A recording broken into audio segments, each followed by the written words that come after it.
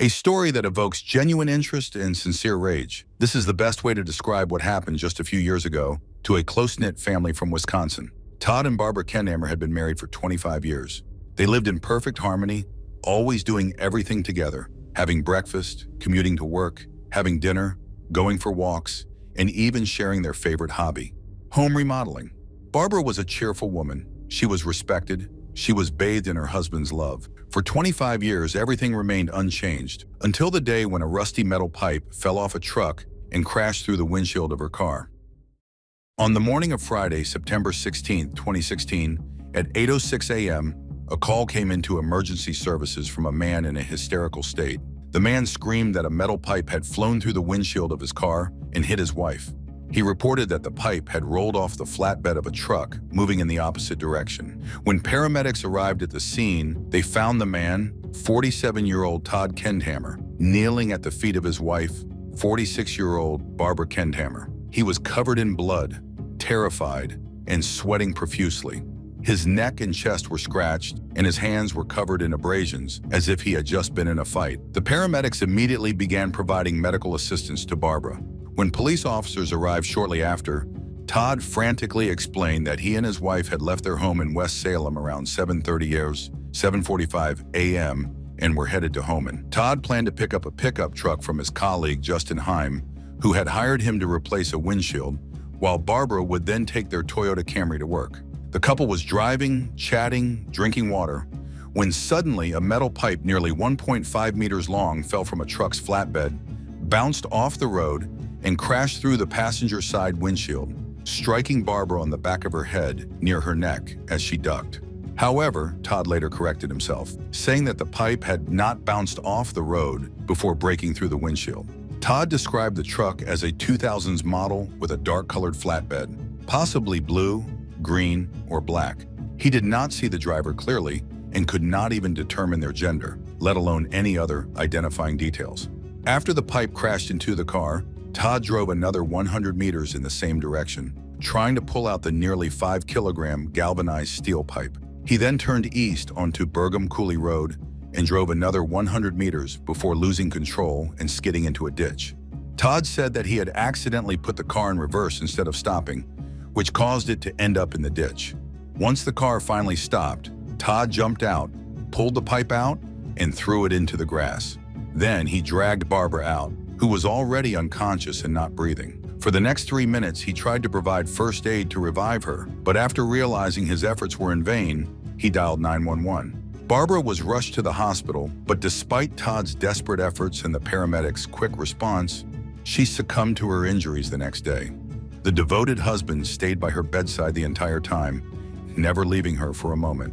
And yet approximately 3 months later, on December 6, 2016, Todd Kendhammer was charged with first-degree murder. Todd told the police that that morning, he and Barbara were heading to his colleague, Justin Heim. Todd sometimes did side jobs replacing car windshields.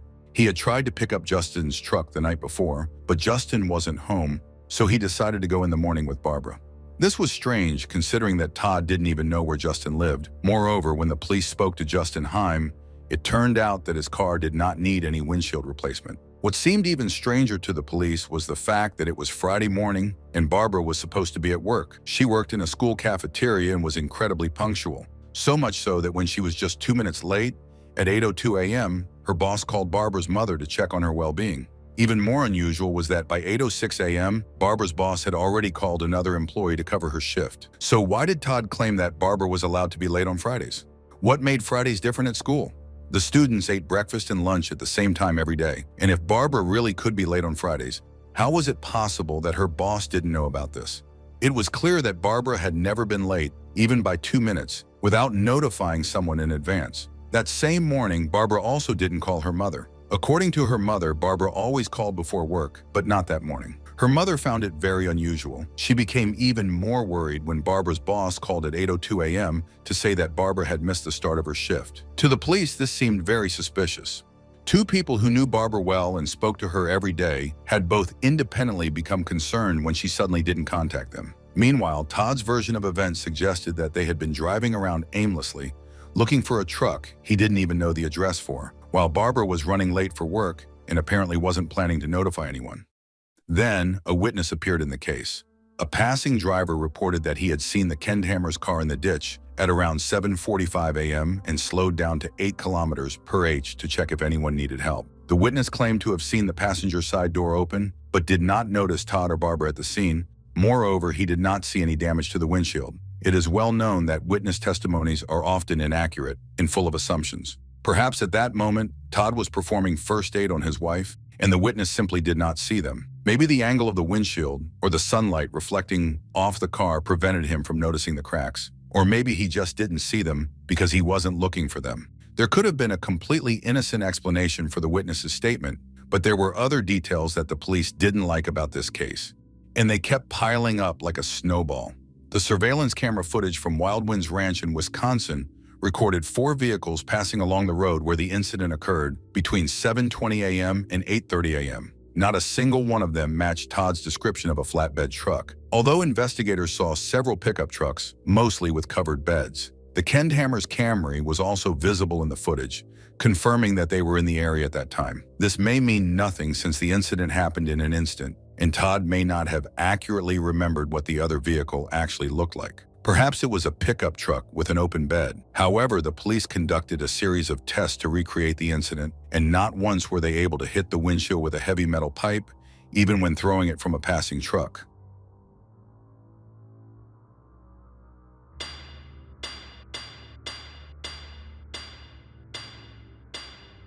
There were speculations that the pipe would have been more likely to hit the windshield on the driver's side or in the center. It would have only struck the passenger side if it had first fallen onto the road and bounced off it, something Todd denied. However, Todd might have denied this because such a turn of events could have affected insurance claims or legal liability on his part. If the pipe first hit the ground, Todd was responsible for stopping the car in time. But if the pipe remained airborne throughout the incident, the truck driver would have been at fault. Todd stated that the pipe flew straight at him and his wife after rolling off the truck. Initially, however, he thought a bird had crashed into the windshield. Either way, this did not explain why he had so many abrasions on his left hand. Since he was right-handed, if he saw something flying toward the windshield, whether a bird or a pipe, why would he instinctively try to push away an object heading toward the passenger side with his left hand? At one point, he claimed that he might have pushed the glass with both hands, but he more frequently insisted that his right hand was on the steering wheel. So how did these injuries occur? He didn't know. Most of his answers were along the lines of, "I don't know," or "I don't remember." Forensic experts, in turn, were very puzzled by the pattern created by the shattered windshield glass inside the car, particularly how some fragments ended up in the gear shift area. Experts suggested that this could have only happened if the car was parked when the windshield shattered. If the windshield had been damaged while the car was moving, Todd would have brushed away the shards while trying to pull over. Apparently, they did not consider the possibility that the glass could have ended up there when Todd was pulling Barbara out of the car. It was also strange that glass fragments were found on the passenger seat, but not on the passenger door or on Barbara herself. Detectives believed that the only way this could have happened was if Barbara had not been sitting in her seat at the time of the incident, and if the passenger door had been open when the glass broke. Of course, the shards could have been transferred to the seat when Todd pulled Barbara out of the car. If Todd had run around the vehicle and opened the door before removing the pipe, that could explain why there were no shards on the door. Even if the door had been closed, the shards might not have landed there.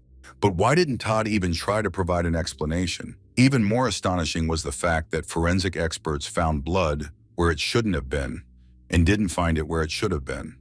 The pipe that supposedly struck Barbara had none of her DNA on it. However, Barbara's blood was found on the rear wheel of the car, and a bloody fingerprint was left on the left side of the rearview mirror. Once again, Todd was unable to offer any explanation. Upon examining the trunk, forensic experts discovered rust that precisely matched the material on the pipe that had struck Barbara. Additionally, they found long blades of grass inside, identical to those growing in the ditch where the Toyota Camry had ended up. These findings indicated that the trunk had been opened and closed again at the scene of the incident. Of course, it was possible that Todd had opened the trunk to retrieve a first aid kit or a towel for Barbara and simply forgot about it. But what was the pipe doing in the trunk when Todd had claimed he had thrown it into the grass? But the most incriminating evidence came from the autopsy results. The forensic expert concluded that Barbara died from a blunt force trauma to the head and neck. In addition, the woman had injuries to her jaw, a broken bone in her neck area, indicating she had been strangled, a torn wound on her forehead, and 3 similar ones on the back of her head. Furthermore, there were bruises on her neck and the inside of her lip, as well as damage to her nasal septum. This suggests that it must have been some kind of magical pipe that not only struck the woman at least 3 times on the back of her head, but also strangled her and then hit her in the face. Todd claims she jerked during the incident and ran into a plastic bottle, from which she was drinking water, causing the bone in her neck to break. But where did the other wounds on her body come from? However, the forensic expert did not find any signs that the woman could have been struck with a pipe. The pipe had a specific shape that would have left clear marks on Barbara's body. Instead, the victim had 2 broken nails, and under the remaining ones, there was DNA from both Todd and Barbara. Investigators believe his DNA got under the woman's nails while she was scratching her husband, who was choking her. The man claimed he scratched himself while working with glass. It's possible Barbara simply scratched his back, but his DNA and Barbara's broken nails, combined with scratches on Todd's chest and neck, look bad. And one more fact to add to the collection of evidence against Todd: the metal pipe hit the windshield of the Camry at least once before it managed to break through. The trial against the man took place in December 2017. The prosecution presented facts suggesting that Todd killed Barbara, possibly having planned it all in advance, but most likely losing control suddenly, after which he came up with the story about the truck and the pipe. Meanwhile, the defense tried to prove that Todd had never shown any aggression toward his wife. All of Todd and Barbara's relatives and friends, including their 2 children, supported the defendant, claiming that Todd and Barbara loved each other, were happy, and that the man would never have done anything like that. However, at the trial, the man's lawyer made a fundamentally wrong decision by allowing Todd to testify. The idea was to portray the man as a loving husband and father, making it difficult for the jury to believe that he could have snapped and killed his wife after 25 years of marriage. Todd told them that he and Barbara raised 2 children and had recently become grandparents. They met at Barbara's brother's wedding, where he married Todd's cousin. Over the years, they had established a routine and always followed the same schedule. In the morning, Todd would make breakfast for Barbara and then take her to work. He would call her during each break and after 2 p.m. to check how her day was going. Afterward, they would go home and have lunch. Barbara loved to cook and always tried to surprise her husband with something special. In the evening, they enjoyed walking together. They also invested in real estate, buying properties, renovating them, and selling them for a higher price. According to Todd, this was more of a hobby for them, as they never had financial issues. They just enjoyed renovating homes together. Overall, it painted the picture of 2 people who deeply loved each other. However, when the prosecutor began the cross-examination, he left no stone unturned in dismantling the defendant's testimony. Justin never needed a windshield from you, did he? Justin said he needed a windshield in the lunchroom at Crown one day, yes. Did Justin Heim personally need a windshield from you? Justin Heim was going to purchase a windshield from me, yes. When you were informed that Justin Heim was talked to and didn't back up your story, you then said it was his friend who needed the windshield, right? I don't recall if I said that or not. It seemed like Todd was saying whatever came to his mind, and when his statements were disproven, he simply agreed with them. For instance, he couldn't decide who was supposed to replace the windshield that day. At first, it was his colleague, Justin Heim, then his friend, Ben Pat. Later, he claimed he was going to see Jared logging.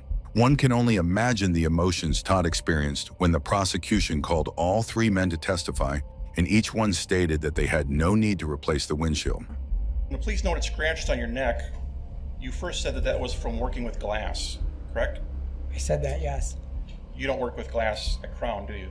No. And you work with windshields, but that's not the same as working with broken glass, right? I assume when you install windshields, you're not getting scratched up from broken glass. It depends how bad it's broken. Well, were these scratches from glass? No, not from glass doing at home.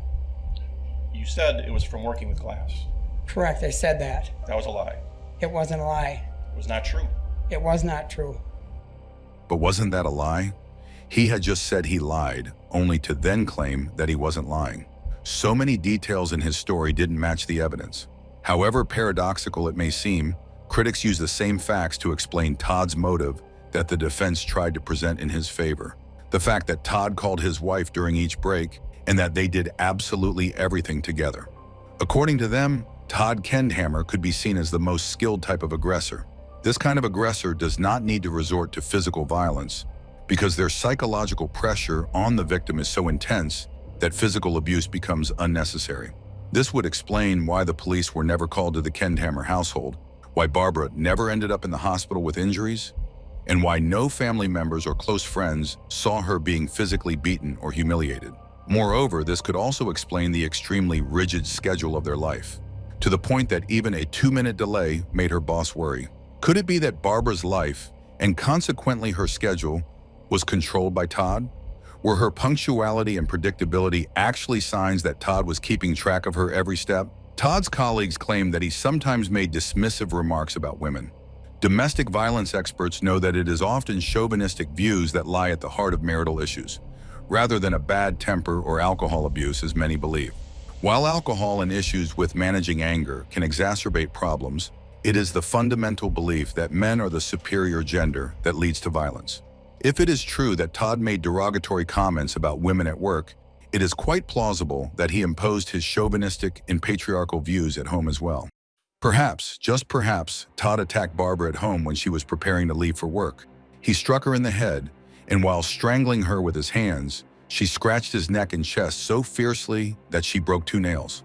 Realizing that Barbara was barely alive, Todd put her body in the car and placed the pipe in the trunk to stage the scene later. Driving on the road leading to, he made a 3-point turn and drove into a ditch. He pulled Barbara's body and the pipe from the trunk, accidentally closing a few long grass stalks in the trunk and leaving some rust from the pipe. While pulling Barbara's body out of the car, Todd unintentionally transferred some of her blood to the rear wheel. At that exact moment, another motorist drove past the Kendhammer car. He saw that the windshield had not yet been broken and the husband and wife were hidden behind the car in tall grass. Then, Todd broke the windshield with the pipe. It didn't shatter immediately as he had expected, and he had to strike it twice. Despite the fact that Todd had installed windshields before and had dealt with them multiple times, it was suggested that he had hoped the windshield would shatter into pieces. Then he could have claimed he lost control of the car and ended up in the ditch. When the glass didn't break, he had to improvise. Since Barbara was no longer in the car and the car was parked, the glass shards ended up in the gear shift and on the passenger seat. After that, Todd only had to call emergency services and try to convince investigators of his version of events. The jury deliberated for 9 hours before finding Todd Kendhammer guilty of first-degree murder of Barbara. The minimum sentence for such a crime in Wisconsin, as allowed by law at the time, was life imprisonment with the possibility of parole after 20 years.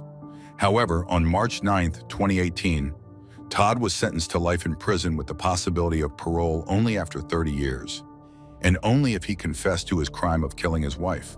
When the sentence was read, Todd and Barbara's friends and family, except for one cousin of Barbara's, begged the court to impose the minimum sentence, as none of them believed Todd was guilty of killing his wife. The judge stated that no one knows what happens behind closed doors and that the man likely lost control, but Barbara and Todd's family and friends, including their adult children and Barbara's mother, who lived next door, were so sure of his innocence that they created a website in his support. In 2021, Todd's new lawyer filed a petition for a new hearing, citing 4 reasons, including the ineffectiveness of his predecessor.